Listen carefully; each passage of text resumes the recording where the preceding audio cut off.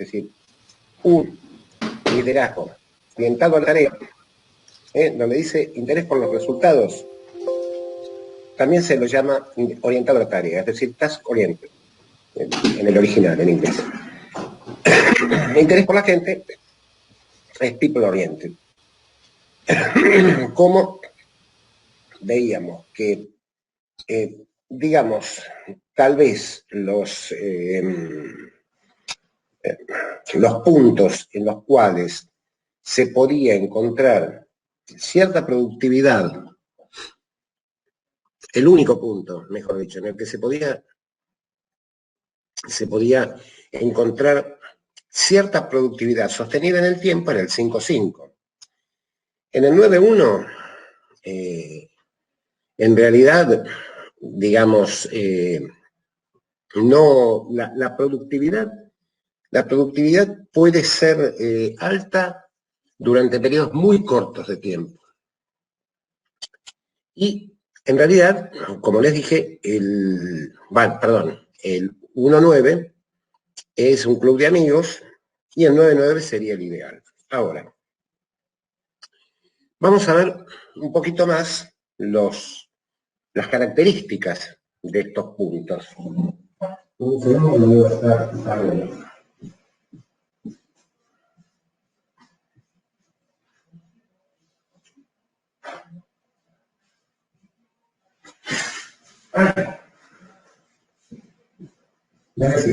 El estilo de elección, como dice un mando protector, es el club de amigos, digamos, como dice, se preocupa más por las personas que por los objetivos. Bueno, léanlo, lean los puntos, yo quiero acotar algo. En realidad, este tipo de liderazgo es de una persona, digamos, de una persona que tiene mucha inseguridad en la relación con las personas, con sus subordinados. Entonces, en esa inseguridad trata de ser, ¿no es cierto?, la persona simpática, la persona amable, la que no... Hay alguien que me escribió por WhatsApp. No, siempre fue... Perdón, es... no es a las 18. ¿Nosotros habíamos quedado a las 18 alguna vez? No. No, creo que siempre fue esta hora. Sí, siempre fue esta hora. Yo tengo... Excepcionalmente, una vez tuvimos sí, a las 6 de la tarde. Sí, y eso fue por mi causa. Esperen que contesto el WhatsApp. No, porque dice que está laburando, pero debe ser Martín.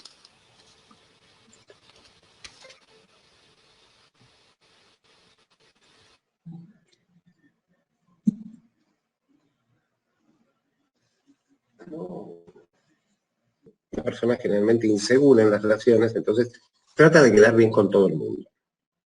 Generalmente termina no quedando bien con nadie, y este estilo de liderazgo termina, digamos, mal a un mediano plazo, porque de repente hay algún objetivo determinado que no se cumplió y que es exigido, ¿no es cierto?, desde arriba del líder, y termina comprometiendo a todo el grupo de trabajo. Bueno, este es, digamos, tiende a evadirse ante los conflictos. Es decir, en realidad, de repente, este estilo de liderazgo, como dice ahí, es un mero transmisor de información. Dice, suele cargar con las culpas a otros, generalmente, tanto hacia dentro del grupo como afuera del grupo. Es decir, no me transmitieron bien el requerimiento. Es decir, en realidad es una persona a la cual no le interesa lo que está haciendo. Entonces, por eso dice, evade toda responsabilidad y no se complica la vida. Esto es todo lo contrario. Y ya dijimos que el ejemplo perfecto de esto eran los ¿cómo se llama? Los helpdesk, las mesas de ayuda o ¿cómo se llama? O la venta telefónica, la venta, sí digo bien, la venta telefónica. Los call centers, ahí está, los call centers. Bueno, digamos, no se interesa en lo más mínimo en las personas a su cargo. Dice, no interesa el equipo, solamente el individuo como subordinado, ¿sí? Entonces, eso da lugar a favoritismos, da lugar a enconos, broncas personales por situaciones menores, pero, digamos, no va a sostener tampoco la producción en el tiempo. ¿Sí? A ver, esto nosotros lo tenemos que ver enmarcado en el momento histórico. Ustedes imaginen que en este estilo de dirección 9.1 o mando explotador está muy, muy emparentado con lo que nosotros vimos, que era Taylor, ¿sí? Ahora, ¿qué sucedía? En ese momento no se habían alcanzado ni por broma, no se habían alcanzado, a ver, de modo alguno, las conquistas laborales que se consiguieron después. Entonces imaginen que, por ejemplo, ¿ustedes saben por qué el Día Internacional de la Mujer es el 8 de marzo?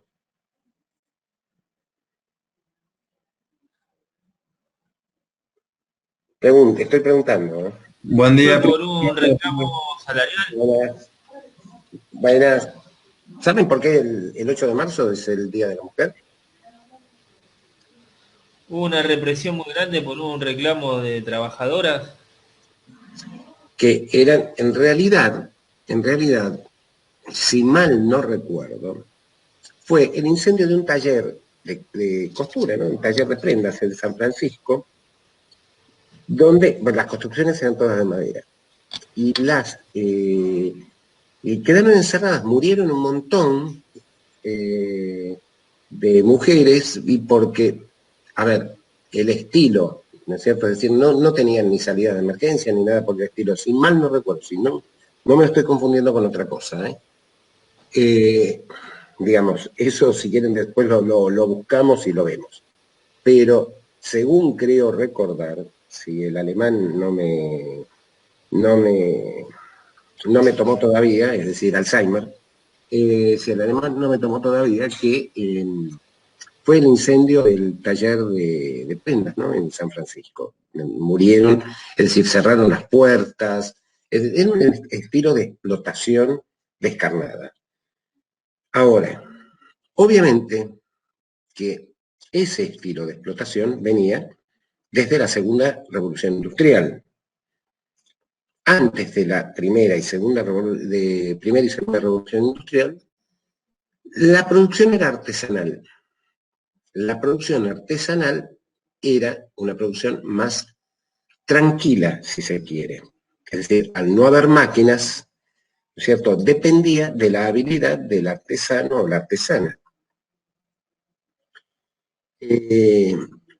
Y no digo que fuera mejor respecto de las condiciones de trabajo, pero eran condiciones de trabajo más tranquilas. A partir, especialmente de la segunda revolución industrial, que aparecen, es decir, que el telar automático, que la máquina de vapor de Watt, etcétera, etcétera, etcétera, aparecen la maquinalización de la gente. Ya les dije que si pueden alguna vez, vean la película de Chaplin, Tiempos Modernos, donde se ve claramente cómo el ser humano es en realidad parte de una máquina. obviamente no había ningún tipo de libertad, es decir, no, a ver, sí digo bien, de libertad laboral. Claro, en el taylorismo esto evoluciona diciendo, bueno, pero vamos a pagarle un buen sueldo, por lo cual se rige, por ejemplo, Henry Ford. Henry Ford se regía por eso, pagaba sueldos, digamos, superiores a los que pagaban, no digo buenos, pero superiores a los que pagaban otras empresas en la época. Y decía, eso es lo único que motiva al empleado. Y fíjense una cosa, fíjense cómo este estilo de dirección, en realidad, es decir, ni siquiera incorpora el tema del buen salario, pero cómo se enfoca con ese estilo de pensamiento. Ahora, a medida que se van dando las reformas sociales y laborales, aparece la necesidad de otras formas de liderazgo. Por eso estamos viendo esto. Es decir, esto no implica que esto hoy no exista, ¿no? Ya lo dijimos, existen los call centers, por ejemplo. Entonces, como dice ahí, la relación mando subordinado se rige por el lema obedecer y callar. Y ustedes fíjense cómo, de hecho, digamos, la milicia tiene más o menos este estilo. No sé, no sé si explotador o no, pero se debe obedecer y callar, es decir, se da una orden y la orden se cumple. En el estilo de 5-5, digamos, podríamos decir que tenemos una productividad media. Y se considera que los conflictos afectan a las personas y a la producción y por consiguiente hay que evitarlos. Es decir, hay cierta preocupación por las personas y cierta preocupación por la producción. Por eso dice, confía en sus subordinados, les anima y motiva. Y procura, dice, llevar o mantener un equilibrio entre los intereses del individuo y de la empresa. Acá estaríamos, digamos, podría decirse que sería una burocracia buena, ¿sí? Pero en realidad, digamos, todavía está muy encasquetada.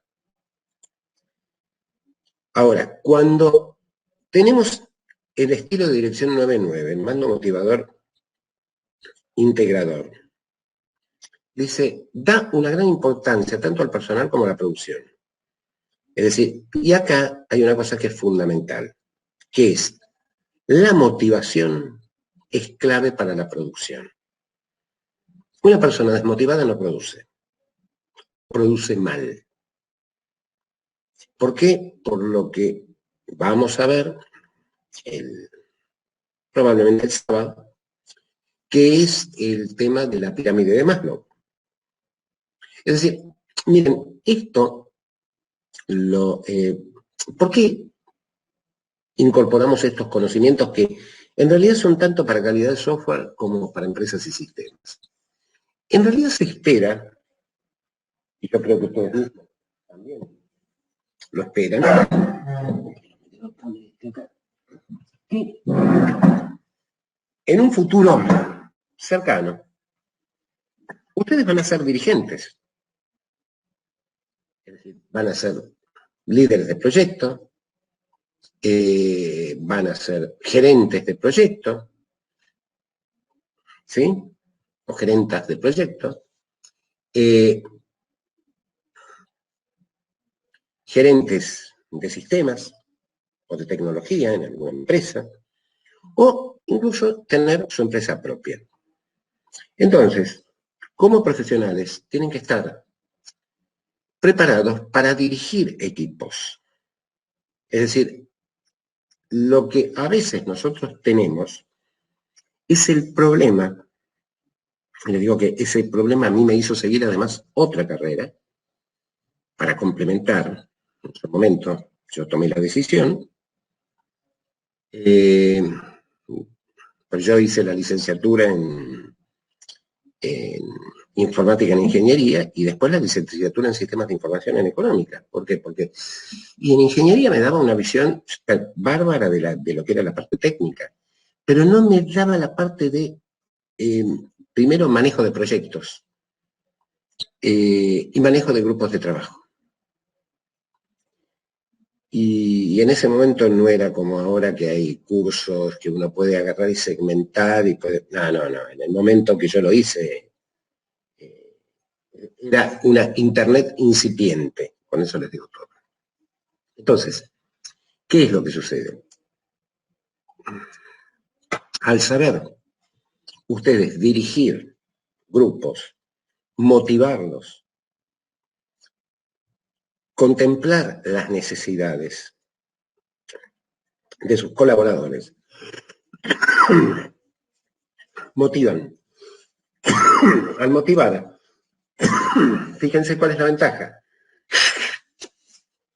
Podrían, en última instancia, tomar un proyecto o liderar un proyecto cuya, digamos, en el cual una parte de la tecnología ustedes la desconocían. Por ejemplo, no sé, sale un curso en un lenguaje como R. No sé si alguien maneja lenguaje R. El lenguaje R se utiliza mucho para geolocalización.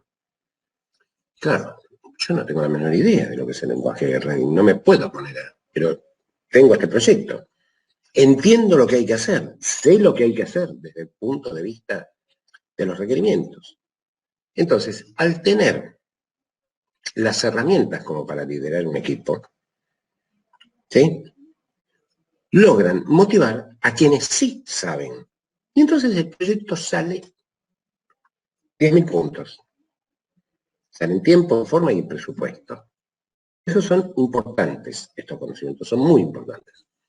Entonces decíamos, desea el máximo beneficio, como dice ahí, para la empresa, pero si el trabajo responde a las necesidades del colaborador como persona. Es decir, a ver, la motivación implica que la persona vaya contenta a trabajar, o que esté teletrabajando contento, o contenta, ¿sí? Es necesario eso. Es necesario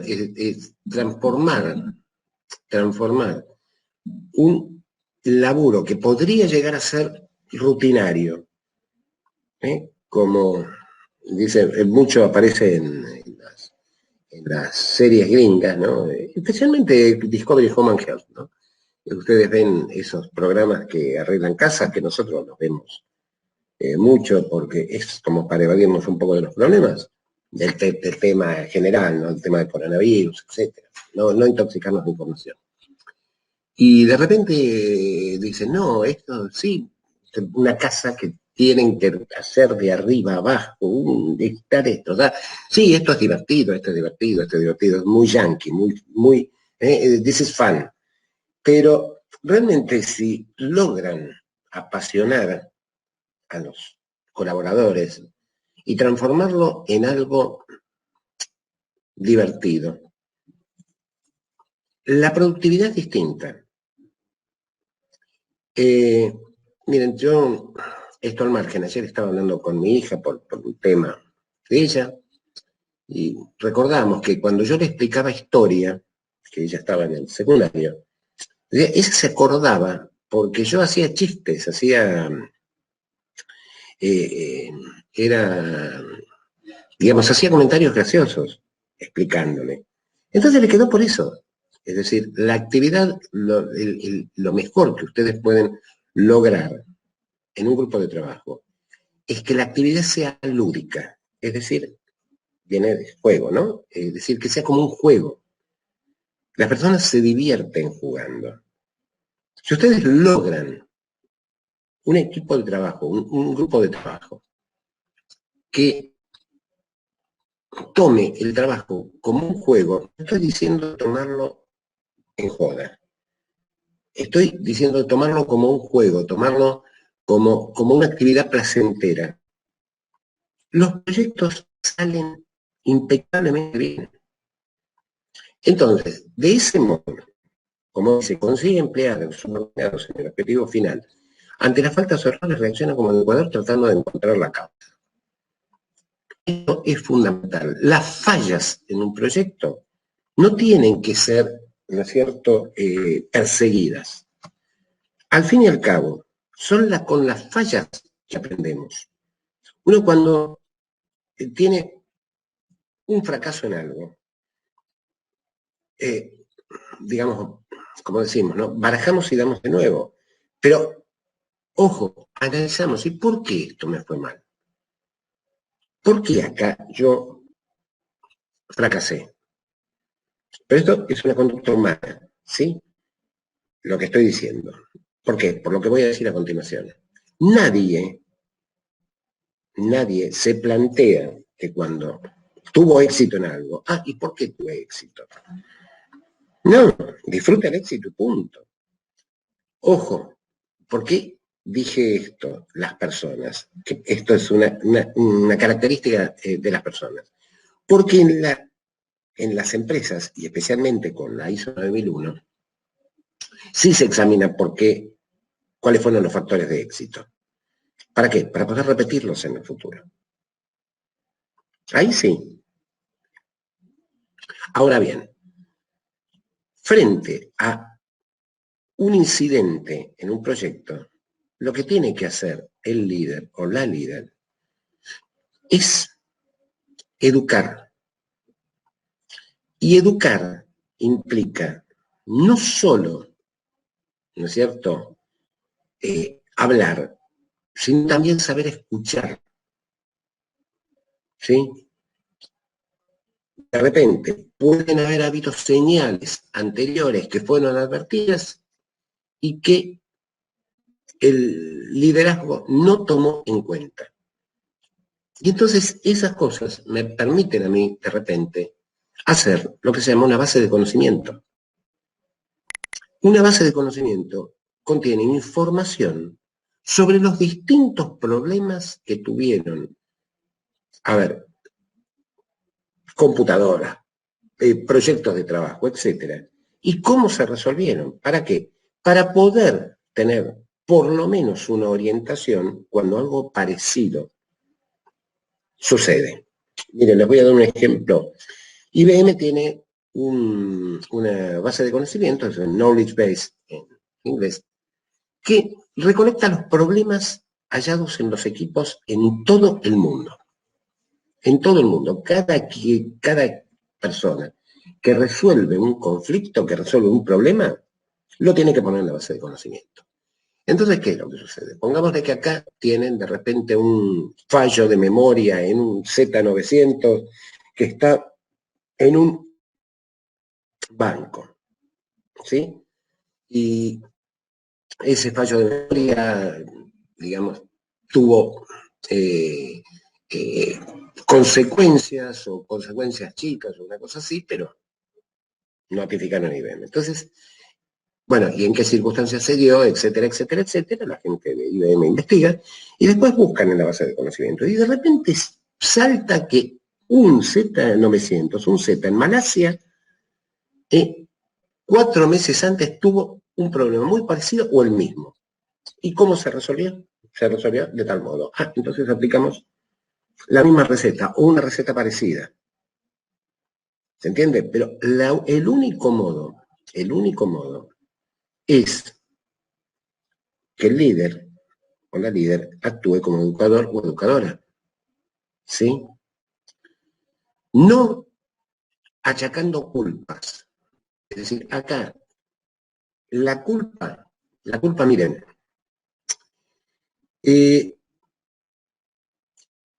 realidad, la culpa es el sentimiento más inútil que existe, porque solo sirve para retroalimentarse. Se retroalimenta, se retroalimenta, se retroalimenta. En el caso de un incidente, se encuentra, ¿no es cierto? Bueno, hay alguien que es responsable de ese incidente.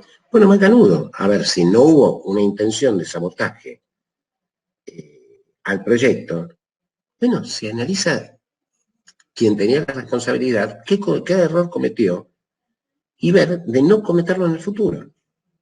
Por eso, ante los problemas o conflictos, la actitud tiene que ser de hacer frente, no barrarlos bajo la alfombra, o tratar de que nadie se entere. Entonces, tenemos además lo que se llama el liderazgo situacional. ¿Sí? Donde tenemos dos conductas. Es decir, el liderazgo situacional se refiere al liderazgo, como aparece como es el nombre, respecto de situaciones. Entonces, ahí tenemos dos conductas que son las conductas que determinan el liderazgo situacional. Una, la conducta de tarea. ¿Sí? Es decir, se inicia una comunicación descendente, como dice ahí, indicando lo que ha de hacer cada uno de sus colaboradores, dónde y cómo se ha de realizar la tarea. El líder fija los objetivos. Fíjense que ahí tienen, ¿qué tiene que hacer el líder respecto a las tareas? Por eso se llama la conducta de tarea. Fijar los objetivos, organizar las situaciones de trabajo, fijar las fechas límite y orientar el trabajo. No meterse en el trabajo de los demás. Tiene que organizar las situaciones de trabajo. ¿Y qué significa organizar las situaciones de trabajo? ¿Quién va a laburar con quién?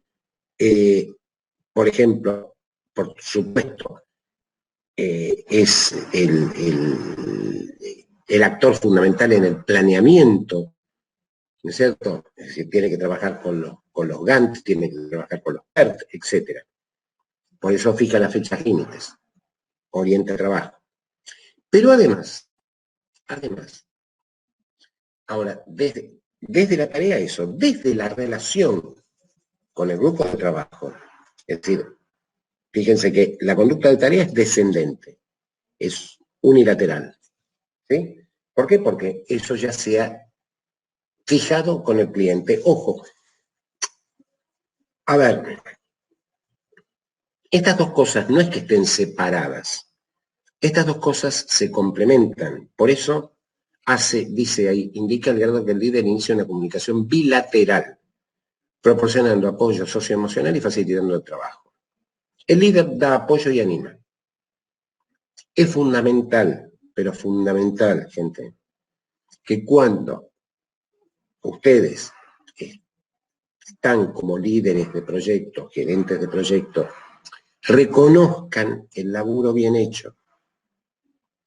Reconocer el laburo bien hecho implica desde una palmada en un hombro y decir, che, qué buen laburo que hiciste, hasta decir, mira, hiciste un trabajo excepcional, te rompiste el alma, así que mira, si querés tomate el día de mañana o avísame qué día querés tomarte, vamos a ver respecto de lo que sea en ese momento la carga de trabajo, pero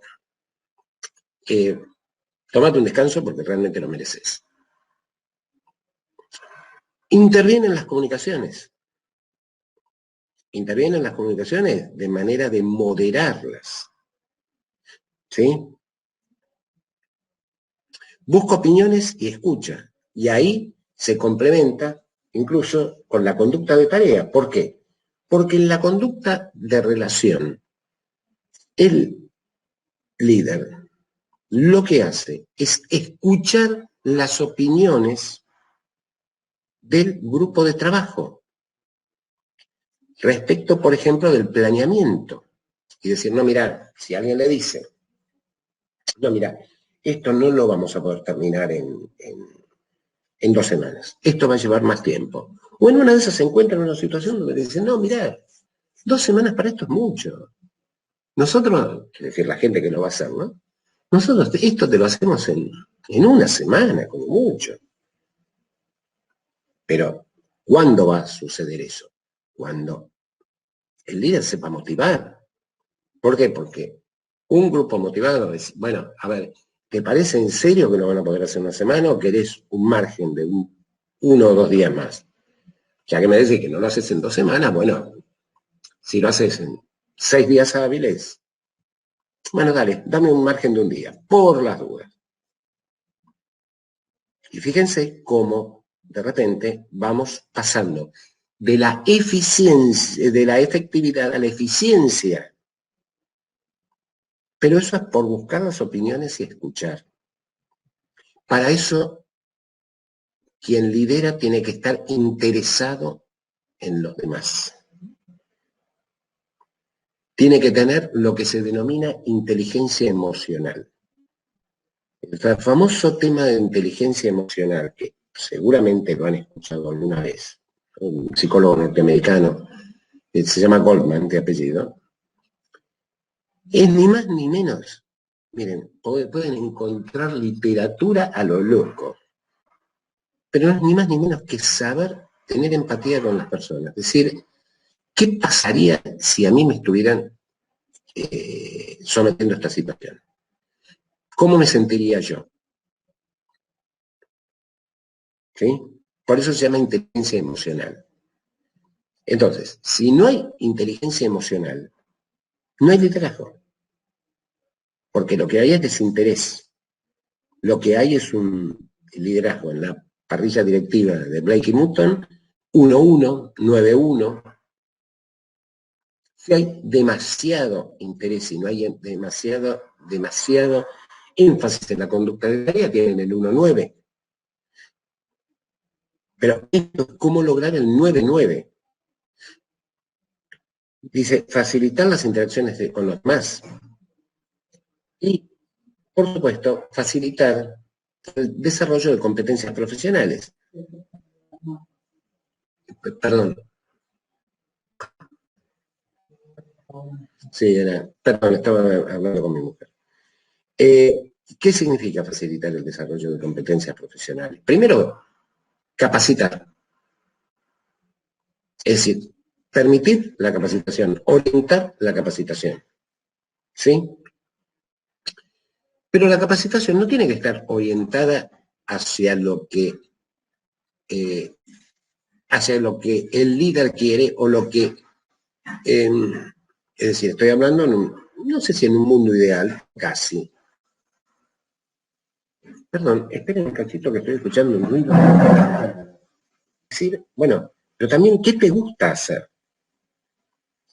¿Sí? No es que sean competencias de vamos a hacer una competencia, por ejemplo, como una carrera, ¿no?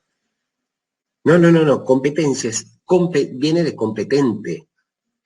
Es decir, cuando nosotros estamos hablando de competencias profesionales, estamos hablando de lo que la persona es competente. Entonces, de repente ustedes se encuentran, pónganle a una persona apasionada por la programación y que de repente sale un proyecto, pero que en realidad tiene que ser desarrollado en otro lenguaje. O no sale un proyecto, es decir, está en vista un proyecto que puede ser desarrollado en otro lenguaje que esa persona apasionada por la programación no sabe. Agarrar y decir, che, ¿estás interesado en un curso, una capacitación en tal lenguaje? Sí, la verdad que sí. Bueno, macanuda. ¿Sí? Entonces, conducta de tarea y conducta de relación.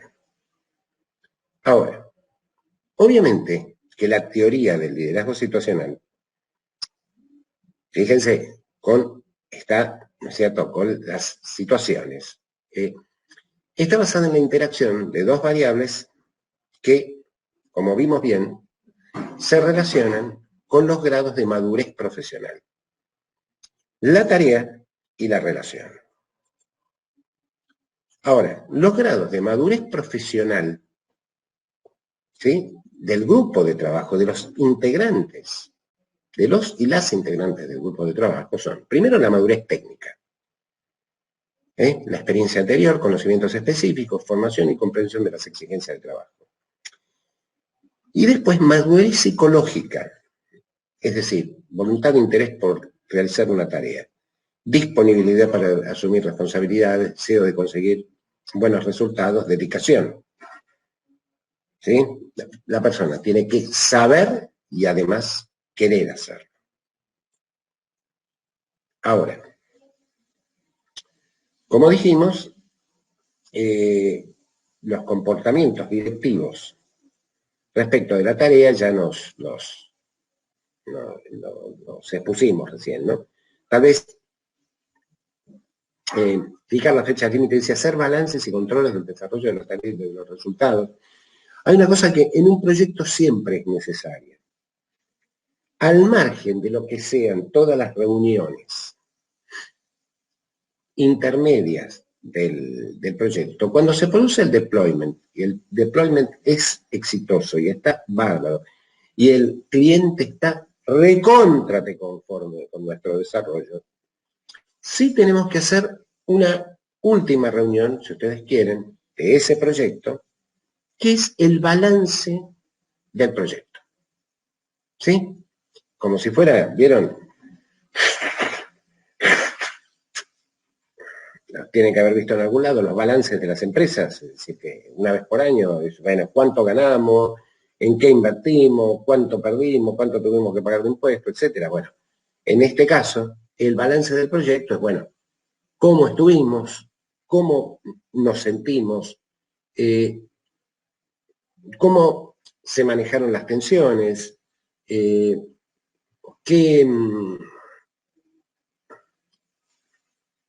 piensa cada uno, a veces es difícil, ¿no?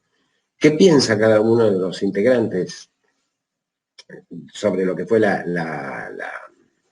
el discurrir del proyecto, etcétera?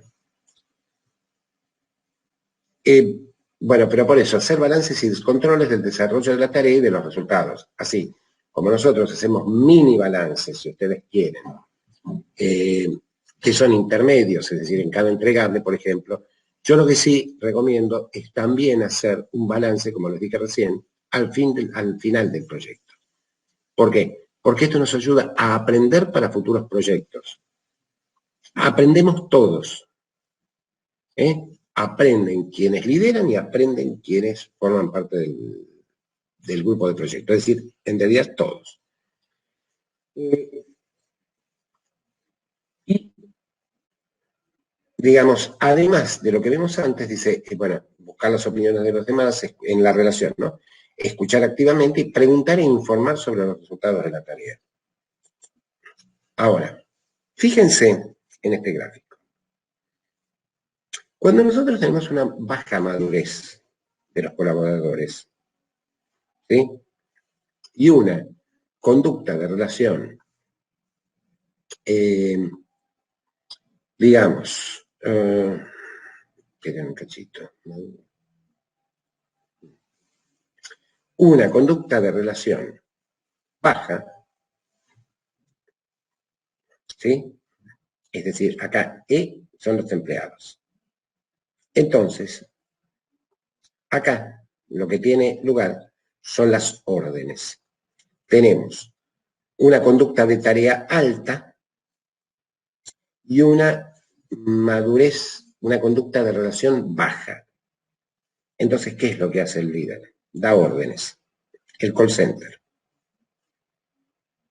Ahora, a medida que nosotros vamos pasando en conducta de tarea, por ejemplo, moderado, con una conducta de relación que va hacia el alta, se persuade. Es decir, el líder persuade, el líder convence. A medida que la tarea, la conducta de tarea, perdón, esto es el 1-1, discúlpenme, esto es el 1-1. Bajo, bajo y bajo. Esto es el 1-1. Déjenme ver una cosa. No, porque esto yo lo tomé de un libro. No sé si esto está bien, ¿eh? Me persuade, participa, conducta de tarea alta. No, claro, porque estos son los empleados, sí. Dar órdenes, persuadir. A medida que la conducta de tarea va siendo mayor, debe participar. Es decir, acá esto significa bajar línea, acá significa convencer, acá significa ya participar activamente, Y acá se hace necesario delegar en los demás. Eso yo lo tomé, estoy completamente de acuerdo, pero bueno, no importa. El uso del modelo. Miren, acá es una cosa muy sencilla, que son preguntas, nosotros el nivel de madurez de un grupo de trabajo en formación se responde, es decir, los requerimientos se responden a partir de estas preguntas. ¿Qué quieren conseguir de los subordinados? ¿Cuál es el grado de madurez de los subordinados que afecta en cada tarea? ¿Es el colaborador orientado a metas? ¿Puede asumir responsabilidades? ¿Tiene formación y o experiencia para conseguir el objetivo? Pero, ojo, estas preguntas parecen muy sencillas, pero son muy difíciles de contestar, especialmente esta. ¿Qué se quiere conseguir de los subordinados? Pero en realidad, muchas veces, ni el propio líder lo tiene en claro. Porque ¿cuál es el grado de madurez de los subordinados que afecta a cada tarea? Y esto se puede resolver con un examen. ¿El colaborador es orientado a metas? Esto se puede ver por la historia laboral. ¿Puede asumir responsabilidades? Nuevamente, por la historia laboral. Y la formación y o experiencia para conseguir el objetivo, nuevamente, con un examen. ¿Sí? Pero esta es, creo yo, la más difícil de contestar. ¿Qué queremos conseguir de nuestros colaboradores? A ver, esto es para que lo hablen ustedes 5 minutos, 10 minutos, y después lo discutimos. Primero, ¿conocen lo que es el modelo RUP de desarrollo de proyectos, de sistemas? Hola. Yo no, profe. No, profe. Bien, bien. En metodologías ágiles, sí. Sí. Bien. El RUP es el Rational Unified Process, que, miren, en síntesis, es como el método tradicional, el modelo tradicional de desarrollo, donde nosotros tenemos primero el análisis funcional, termina la etapa de análisis funcional, empieza la etapa de análisis técnico, termina la etapa de análisis técnico. Ustedes vieron que en metodologías ágiles se trabaja en distintas etapas al mismo tiempo, ¿no? ¿Sí o no? Sí. Vale. Acá no, acá, es decir, en el modelo RUP, hay que cerrar cada etapa antes de avanzar a la siguiente. Entonces, después del análisis técnico, pasamos a lo que es diseño. Cerrado el diseño, ¿no es cierto? Por ejemplo, con un prototipo, empezamos la parte de programación. Vamos toda la parte de programación, Que eso, bueno, en paralelo va con testing. Pero después, digamos, va a venir ¿cómo se llama? La etapa de QA. Es decir, está bien, QA, ahí intervienen todo. Pero digamos, de prueba final. Y de prueba final hasta con el cliente. ¿Sí? Y después el deploy. ¿Se entiende cuál es la diferencia? La diferencia es que en las metodologías ágiles se va trabajando en distintas etapas al mismo tiempo. En la metodología RUP, no. Por eso es racional. En realidad no es porque sea un modelo racional.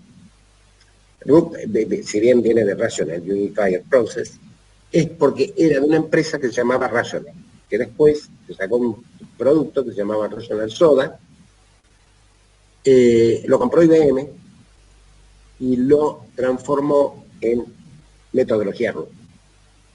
Entonces, ¿Qué estilo de liderazgo aplicarían a un proyecto manejado por modelo RUP versus a otro desarrollado con metodologías ágiles? ¿Sería el mismo? Sí, no, ¿por qué? Y después, ¿es el mismo el concepto de mandar, dirigir y liderar? Sí, no, justifique la respuesta. Vamos a hacer una cosa.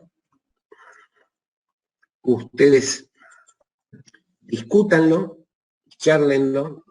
Si quieren yo, no sé cómo. Bueno, sí. Yo probablemente no me pueda callar a mí. Decir callar a mí mismo, sí. Bueno, discútanlo, que son las 18:05. Vamos a decir que a las 18:15 lo volvemos a charlar. Pero háblenlo entre ustedes, a ver qué es lo que les quedó de esta parte.